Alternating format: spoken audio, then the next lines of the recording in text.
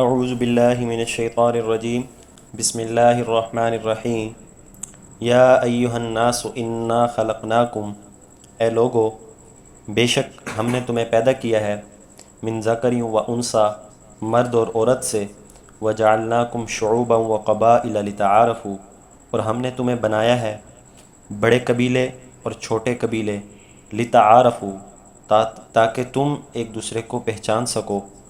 ان اکرمکم عند اللہ اتقاکم، بے شک تم میں سے سب سے زیادہ عزت والا اللہ کے ہاں سب سے زیادہ متقی جو تم میں سے ہے۔ بے شک اللہ تعالیٰ جاننے والا ہے، خبر رکھنے والا ہے۔ قالت الاعراب آمنا، دیہاتیوں نے کہا ہم ایمان لائے۔ قل لم تؤمنوا، کہہ دیجئے تم ایمان نہیں لائے، ولیکن قولوا اسلمنا، لیکن تم کہو ہم اسلام لائے۔ ولما يدخل الایمان فی قلوبکم، اور ابھی تک ایمان تمہارے دلوں میں داخل نہیں ہوا۔ وَإِن تُطِيعُوا اللَّهَ وَرَسُولَهُ، اور اگر تم اللہ اور اس کے رسول کی اطاعت کرو، لا یلتکم من اعمالکم شیئا، تو اللہ تمہارے اعمال میں سے کچھ بھی کم نہیں کرے گا۔ ان اللہ غفور الرحیم، بے شک اللہ تعالیٰ بخشنے والا رحم کرنے والا ہے۔ انما المؤمنون، مومن تو وہی ہے، الذین آمنوا باللہ ورسولہ، وہ لوگ جو ایمان لائے اللہ پر اور اس کے رسول پر، ثم لم یرتابوا، پھر انہوں نے شک نہیں کیا، وجاہدوا، اور جہاد کیا، باموالہم وانفسہم، اپنے مال اور اپنی جان کے ساتھ، فی سبیل اللہ، اللہ تعالیٰ کے راستے میں، اولئک ھم الصادقون، یہی لوگ سچے ہیں۔ قل اتعلمون اللہ بدینکم، کہہ دیجئے کیا تم اللہ کو بتاتے ہو اپنے دین کے بارے میں؟ واللہ یعلم، اللہ تو جانتا ہے، ما فی السماوات و ما فی الارض، وہ سب کچھ جو آسمان میں ہے اور جو زمین میں ہے۔ واللہ بکل شیء علیم، اللہ تعالیٰ ہر چیز کو جاننے والا ہے۔ یمنون علیک، وہ آپ پر احسان جتلاتے ہیں، ان اسلموا، کہ وہ اسلام لائے۔ قل لا تمنوا، کہہ دیجئے تم احسان نہ جتلاؤ، علیہ اسلامکم، مجھ پر اپنے اسلام لانے کا، بل اللہ یمن علیکم، بلکہ اللہ تعالیٰ کا احسان ہے تم پر، ان ہداکم، یہ کہ تمہیں ہدایت دی، للایمان، ایمان کے لیے، ان کنتم صادقین، اگر تم سچے ہو۔ ان اللہ یعلم، بے شک اللہ تعالیٰ جانتا ہے، غیب السماوات والارض، آسمان اور زمین کی غیب کو، واللہ بصیر بما تعملون، اور اللہ تعالیٰ دیکھنے والا ہے ہر اس چیز کو جو تم کرتے ہو۔ لفظی مطلب یہ ہے، الناس کہتے ہیں لوگوں کو، انا خلقناکم، یہ انا جو ہوتا ہے یہ تاکید کے لیے آتا ہے، اس کا ترجمہ ہوتا ہے بے شک، اور اگر ان نہ ہو جیسے یہاں پر آیا ہے الف کے ساتھ، اس کا مطلب ہوتا ہے بے شک ہم، تو جہاں بھی ان نہ آئے گا اس کا مطلب بے شک ہوگا، یعنی اس بات میں کوئی شک نہیں رہا۔ خلقناکم، یہ تخلیق سے ہے، مطلب پیدا کیا، من ذکر و انثیٰ، ذکر کہتے ہیں مرد کو، انثیٰ کہتے ہیں عورت کو۔ وجعلناکم شعوبا، شعوبا یہ بھی قبیلے کو کہتے ہیں، اور آگے وقبائل، یہ بھی قبیلے کو کہتے ہیں۔ فرق یہ ہے، شعوب کہتے ہیں بڑے قبیلے کو، اور قبائل کہتے ہیں چھوٹے قبیلوں کو۔ لتعارفوا، یہ تعارف سے ہے کہ تاکہ ایک دوسرے کو پہچان سکو۔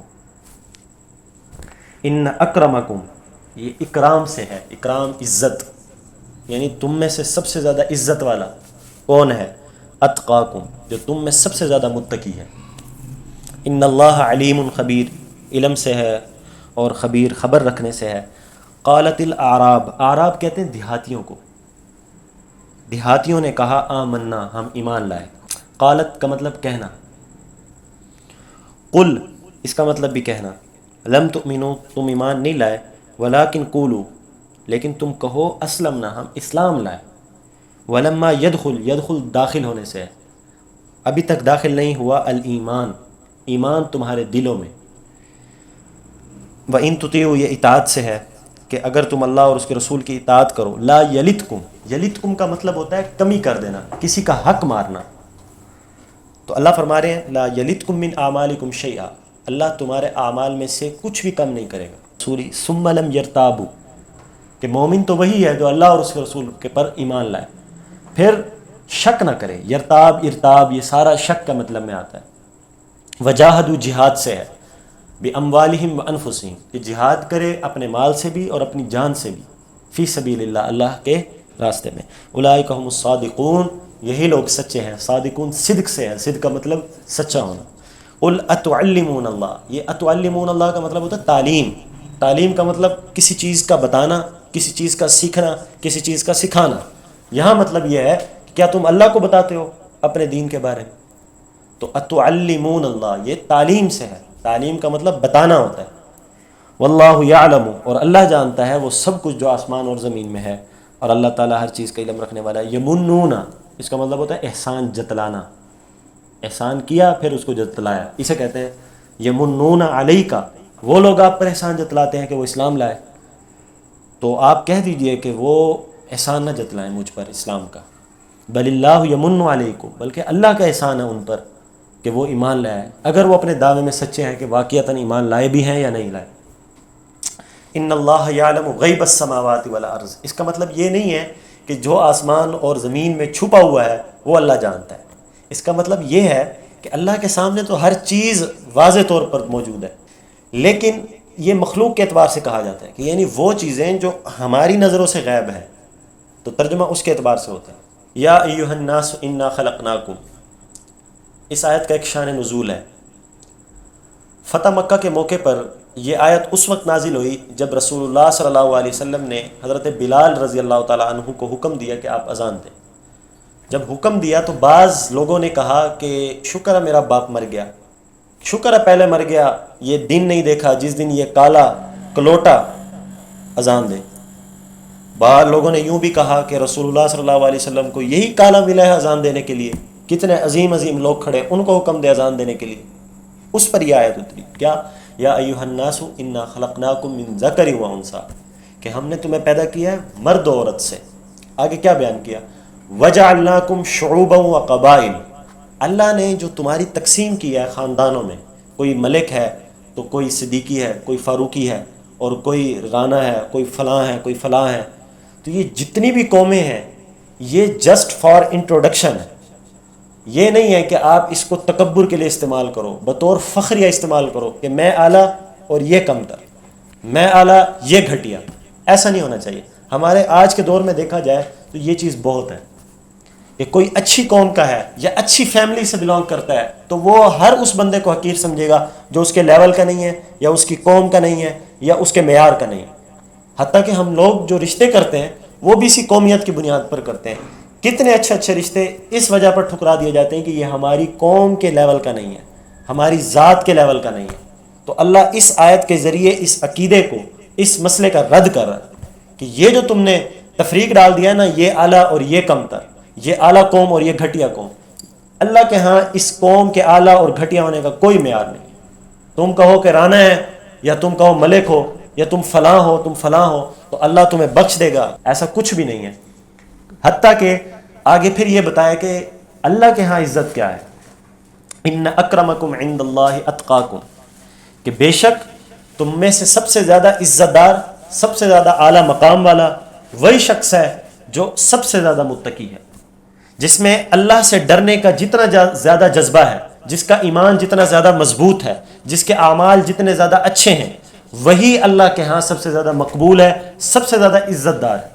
حضرت ابن عباس رضی اللہ تعالیٰ عنہ سے روایت ہے، وہ فرماتے ہیں کہ دنیا کے ہاں عزت یہ مال کی وجہ سے ہے، یعنی دنیا کے ہاں عزت یہ مال کی وجہ سے ہوتی ہے، اور اللہ کے ہاں عزت یہ تقوی کی وجہ سے ہوتی ہے۔ ان اللہ لا ينظر الى صورکم، اللہ تمہاری صورتوں کو نہیں دیکھتا، تمہارے اعمال کو دیکھتا۔ تو یہاں سے یہ بات سمجھائی کہ جسٹ فار انٹروڈکشن، اپنی قوم کو صرف اور صرف اپنے تعارف کے لیے استعمال کیا جائے، اپنے فخریہ طور پر ہرگز جائز نہیں ہے۔ اللہ کے ہاں تقوی کا معیار ہے۔ یہاں سے ایک بات اور بھی سمجھ آتی ہے، اللہ نے فرمایا جو جتنا زیادہ متقی ہوگا اللہ کے ہاں سب سے زیادہ عزت دار وہی ہوگا۔ اب ایک جگہ ہم دیکھتے ہیں قرآن میں اللہ فرماتے ہیں وَسَيُجَنَّبُهَا الْأَتْقَى، یہ آیت بالاتفاق حضرت ابوبکر صدیق رضی اللہ تعالیٰ عنہ کے لیے اتری ہے۔ اس میں اللہ تعالیٰ حضرت ابوبکر صدیق رضی اللہ تعالیٰ عنہ کے لیے اتقا کا لفظ استعمال کر رہے ہیں۔ اتقا کہتے ہیں ایک شخص ہوتا ہے متقی، اور ایک ہوتا ہے سب سے بڑا متقی۔ ایک ہے امیر اور ایک ہے بہت امیر، ایک ہے خوبصورت، ایک ہے بہت زیادہ خوبصورت.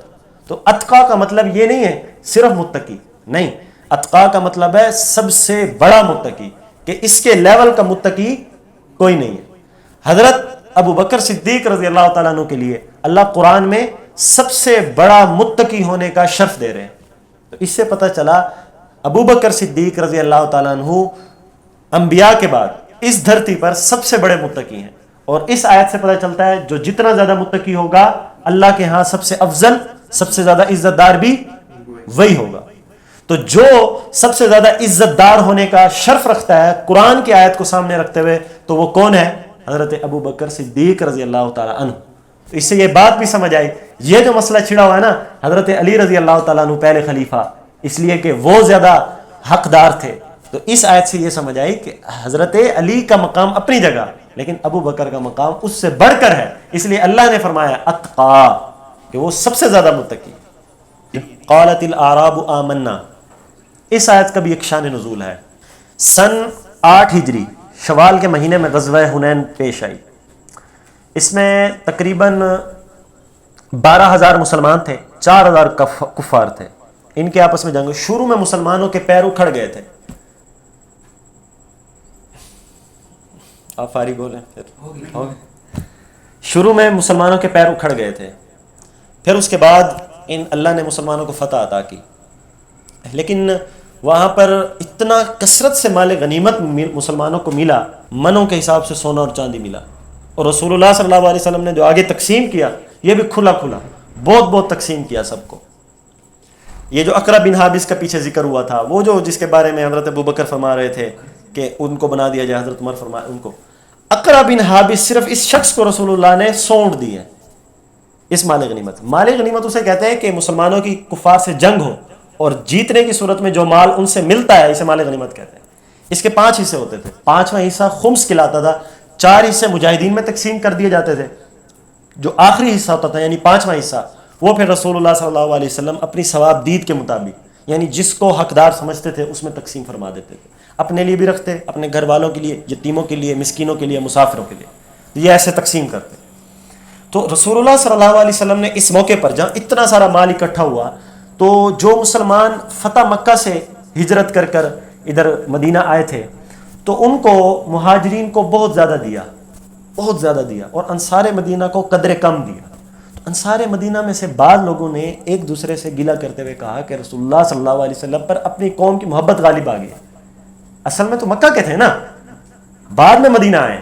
تو مدینہ والے لوگوں میں آپس میں یہ گپ شپ چلی کہ رسول اللہ صلی اللہ علیہ وسلم ان کو زیادہ دے رہے ہیں، ہمیں کم دے رہے ہیں، لگتا ہے کہ ان پر قوم کی محبت غالب آ گئی اس لیے ان کو زیادہ دے رہے ہیں.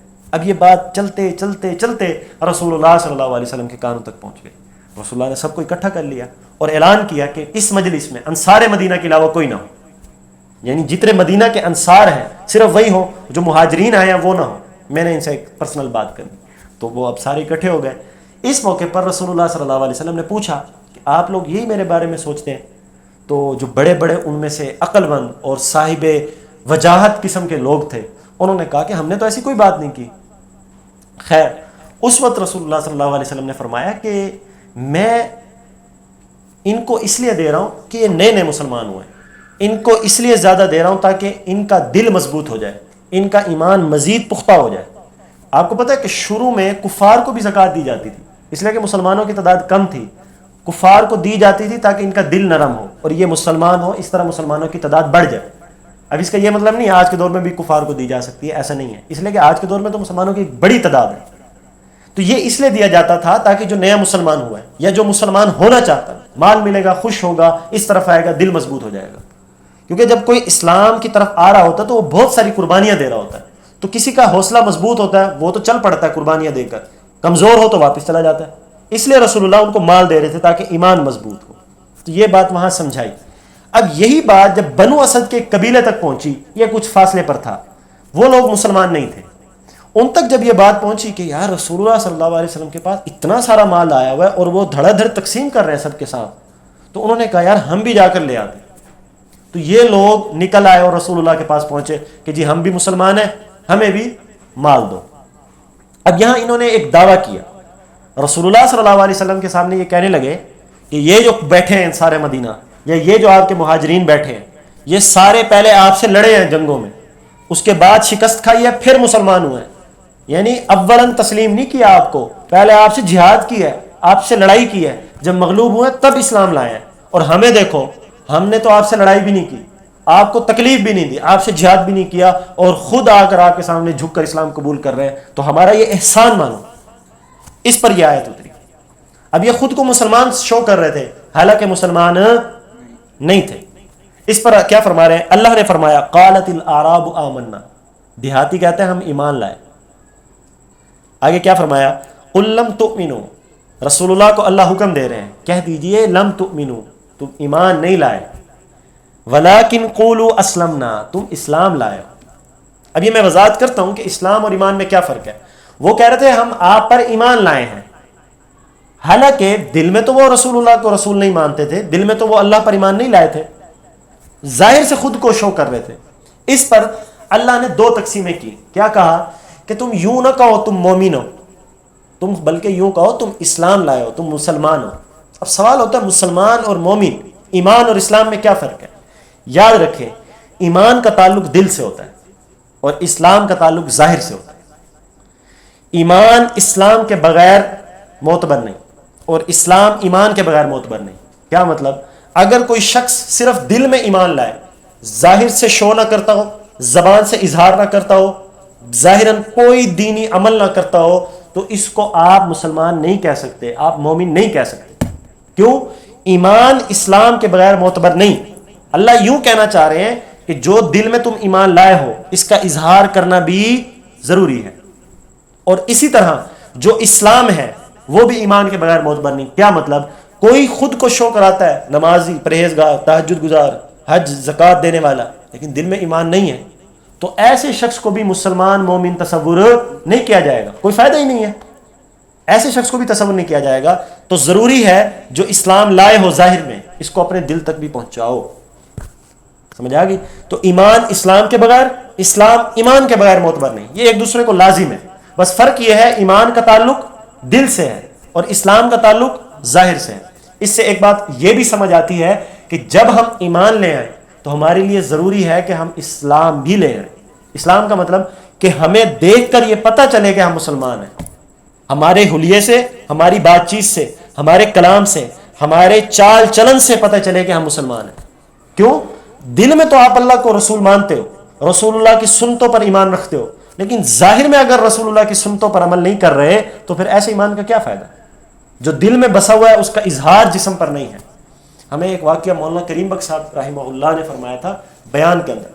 وہ سناتے کہ پتہ نہیں کس ملک میں، غالباً یہ لندن تھا، وہاں پر ایکسیڈنٹ ہوا ایک بس کا، اس میں مسلمان بھی تھے، یہودی اور عیسائی کافی سارے مکس تھے، تو سب مر گئے. حالت یہ تھی کہ جب سب کا معائنہ کیا گیا، کون کیا ہے، کس کا کیا انٹروڈکشن ہے، کون کہاں سے ہے، کس کا نام کیا ہے، کون مسلمان ہے، کون یہودی ہے، کون عیسائی ہے، پتہ نہیں چل رہا تھا. ایمان کی حالت دیکھیں کہ فرق نہیں پتہ چل رہا تھا کون یہودی اور کون مسلمان ہے، بالکل بھی نہیں پتہ چل رہا تھا. حتیٰ کہ نوبت یہ آئی کہ ختنوں سے چیک کیا گیا کہ جن کی ختنیں ہوئی ہوئی تھی پتہ چلا کہ یہ مسلمان ہیں، اور جن کی نہیں ہوئی ہوئی تھی پتہ چلا یہ یہودی اور عیسائی. یاد رکھیں ایسے ایمان کا کیا فائدہ کہ مرنے کے بعد تمہارے ختنوں سے پتہ چل رہا ہو کہ تم مسلمان. حق تو یہ تھا کہ آپ کے حلیے، آپ کے لباس سے پتہ چل رہا ہوتا کہ آپ مسلمان ہیں، لیکن آج عالم یہ ہے، غیر کی تقلید اور اتباع اتنی ہے کہ ہم پورے کے پورے ان جیسے ہو گئے. یہ نہیں کہ ان جیسے، پورے کے پورے ویسے ہو گئے، لگتا نہیں ہے کہ یہودی ہیں، لگتا نہیں ہے مسلمان ہیں، بالکل ان جیسے. تو یہ ہمارے ہاں ضروری ہے کہ جس طرح ہم ایمان لائے بیٹھے ہیں دل میں، جس چیز کا عقیدہ رکھتے ہیں اس کا اظہار بھی کریں.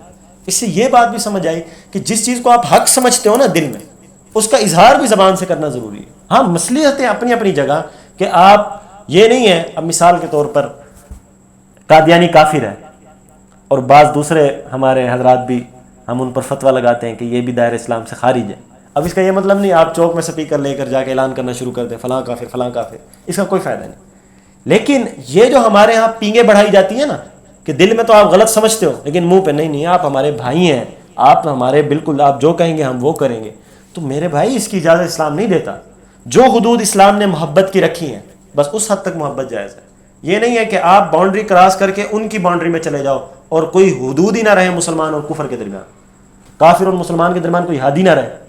تو جس چیز کو آپ حق سمجھتے ہو اس کا اظہار کرو، لباس سے، سوچ سے، عقل سے، اپنی زبان سے، اپنی چال چلن سے، اپنے کردار سے، اس کا اظہار ضروری ہے.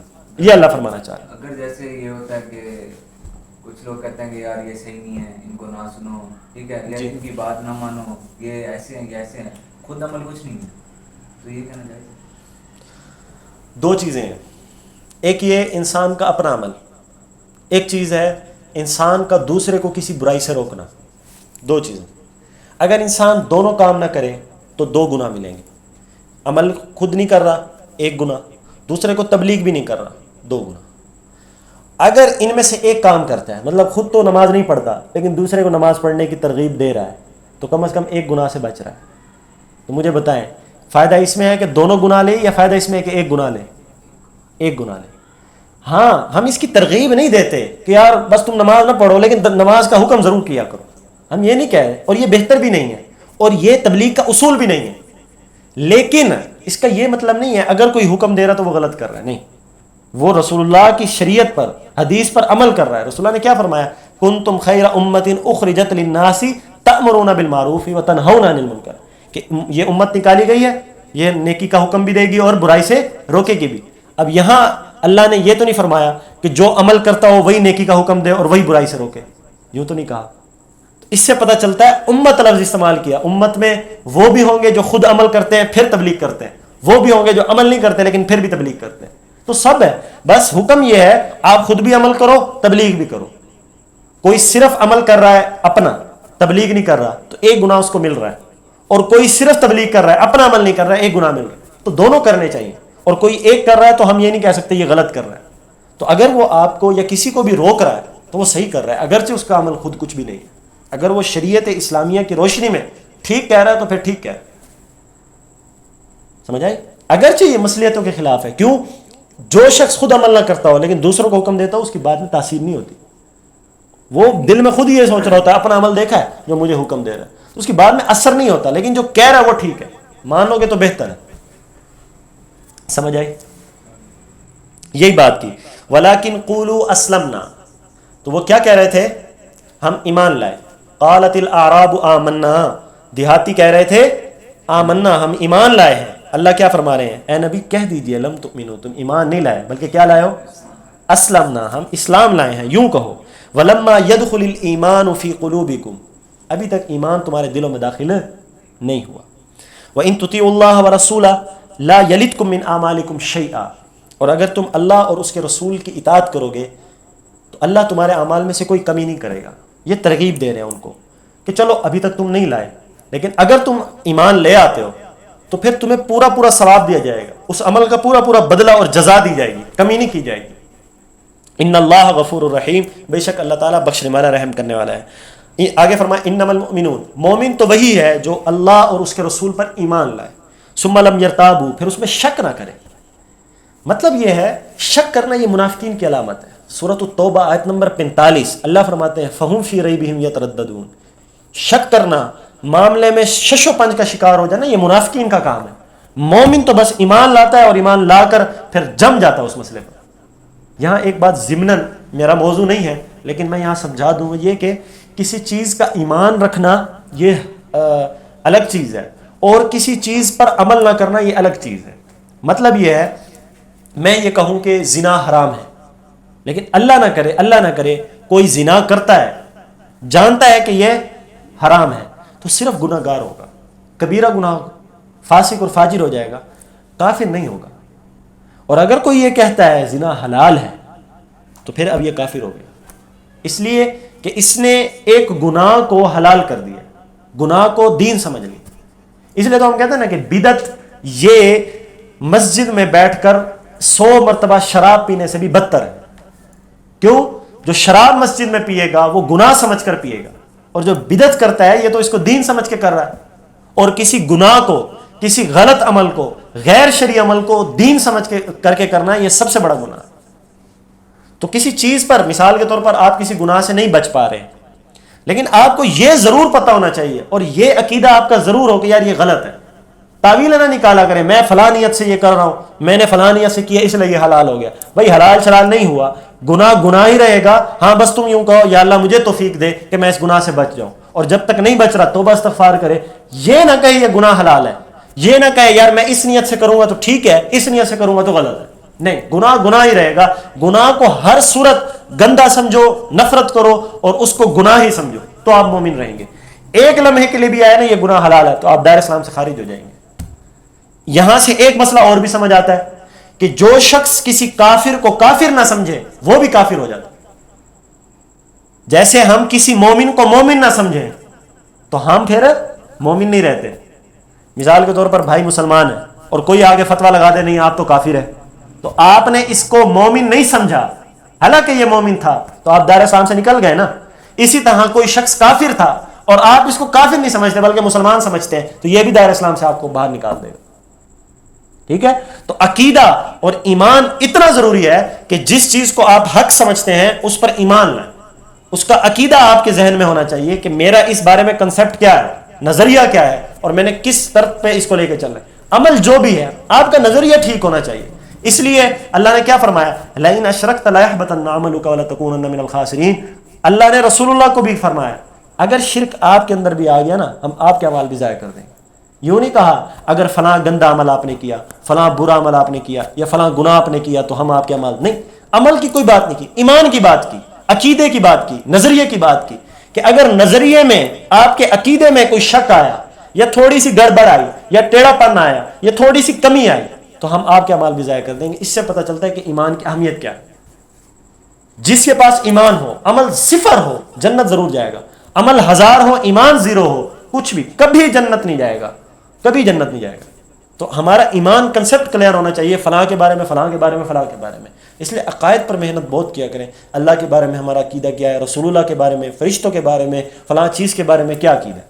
عمل جیسا بھی ہے, عمل میں تو کمی آتی رہے گی. مسلمان انسان ہے پہلے, اور انسان کو اللہ نے خطاؤں کا ہی پتلا بنایا, تو عمل میں کمی آ جائے یہ نقصان برداشت ہے. ایمان اور عقیدے میں کمی آ جائے یہ نقصان برداشت نہیں.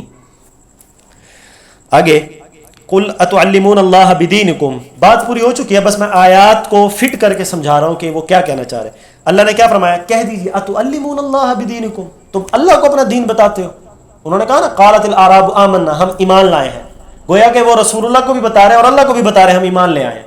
تو اللہ نے رسول اللہ کو حکم دیا آپ ان سے یہ کہیں کہ آپ اللہ کو اپنا ایمان بتاتے ہو. اللہ تو وہ ہے, تمہارا ایمان تو ایمان کیا, زمین اور آسمان میں جو سب کچھ ہے وہ بھی جانتا ہے. چہ جائے گا تمہارا ایمان دل میں کیا ہے وہ نہ جانتا ہو. واللہ بکل شیء علیم, اللہ ہر چیز کو جانتا ہے. تم ایمان لائے ہو یا نہیں لائے, اسلام لائے ہو یا نہیں لائے. یمنون علیک ان اسلموا, اللہ نے کیا فرمایا, وہ آپ پر احسان جتلاتے ہیں کہ آپ ایمان لائیں, کہ وہ اسلام لائیں. انہوں نے یہی کہا تھا نا ہم اسلام لائیں ہمیں مال دو, حالانکہ اسلام تو نہیں لائے تھے. تو وہ احسان جتلا رہے تھے کہ دیکھو یہ لوگ جہاد کر کے آپ کے پاس آئے ہیں, یہ لوگ آپ سے جنگ کی ہے, آپ سے پہلے لڑے ہیں, پھر آپ پر ایمان لائے ہیں. ہم تو وہ ہیں جو آپ سے لڑے بغیر آپ کے پاس ایمان لائے. تو احسان جتلایا نا, یہی فرما رہے اللہ یمنون علیک ان اسلموا, کہ وہ آپ پر احسان جتلاتے ہیں کہ وہ اسلام لائیں. قل لا تمنوا علی اسلامکم, آپ ان سے کہیں کہ مجھ پر اپنے اسلام کا احسان نہ جتلاؤ کہ تم نے کوئی احسان نہیں کیا. بل اللہ یمن علیکم, کہ اللہ نے تم پر احسان کیا اگر تم ایمان لائے, اگر تم اس دعوے میں سچے ہو تو پھر اللہ نے تم پر احسان کیا. اس سے یہ بات بھی سمجھ آتی ہے نیکی کر کے احسان جتلانا اور نیکی کر کے فخر کرنا, نیکی کر کے اپنے آپ کو بڑا سمجھنا کہ یہ میں نے کیا اور میرا ہی کمال تھا کہ میں نے یہ نیک کام کر لیا, ایسا نہیں کہنا چاہیے اور ایسا نہیں کرنا چاہیے. اس لیے اگر آپ کو کوئی نیکی کی توفیق ملتی ہے اس کو خالصتاً اللہ کی طرف منسوب کرو کہ یہ اللہ کی طرف سے ملی ہے, یہ اللہ کا احسان تھا کہ آپ کو نیکی کی توفیق ملی. اگر کوئی داڑھی رکھتا ہے یا کوئی نیک کام کرتا ہے یا کوئی دین میں جاتا ہے, دوسرا اگر کہے کہ یار ماشاءاللہ آپ نے کمال کیا, آپ دین میں آ گئے, ٹھیک ہے, وہ کہہ سکتا ہے. آپ خود یہ کہتے ہیں نہیں میرا کمال ہے, صحیح میں سکول چھوڑتے تب میں مدرسے آ گیا, ایسی بات آپ نہیں کہہ سکتے. یہ کہ یہ اللہ کا کرم تھا, اللہ کا احسان ہے, تیرا کیا کمال ہے. اس پر جتنا شکر ادا کیا جائے گا تو ہی اللہ اس میں مزید اضافت کریں گے. نہیں تو بہت دیکھے کہ وہ آتے ہیں اور پھر واپس چلے جاتے ہیں, جہاں لینے ہدایت آئے تھے واپس جا کے الٹا گمراہی کا سامان پیدا کرتے ہیں. یہ اسی وجہ سے کہ وہ اپنے عمل پر فخر کر رہے ہوتے ہیں. عمل پہ فخر نہیں کرنا, آج سے چلنا ہے. واللہ بصیر بما تعملون, کہ اللہ تعالیٰ دیکھنے والا ہے ہر اس چیز کو جو تم عمل کرتے ہو. یہاں آپ کی یہ سورۃ الحجرات مکمل ہو گئی. اس کے کل 18 آیات تھیں اور اس میں تقریباً بہت سارے احکامات ذکر ہوئے.